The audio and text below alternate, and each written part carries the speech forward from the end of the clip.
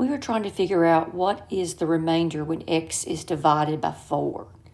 So clue 1, the remainder is 3 when x plus 1 is divided by 4.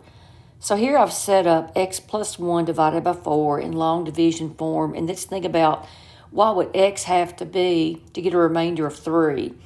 And if x was 6, 6 plus 1 would be 7. So 4 would go into 7 one time with the remainder of 3. And let's try that one more time. Okay, what about if I let x be 14?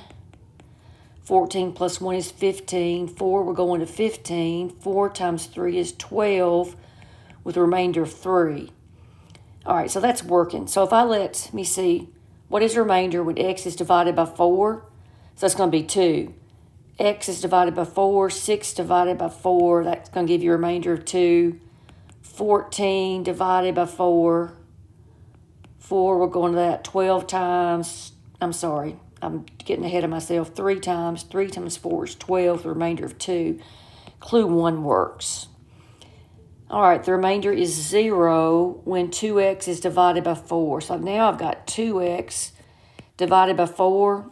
And if I let x equal 2, the remainder is 0. 2 times 2 is 4, so going to 1 time. Or if I let x equal 8, that would work. 2 times 8 is 16. But what if I let x be 3? 4 divides into 2 times 3, which is 6.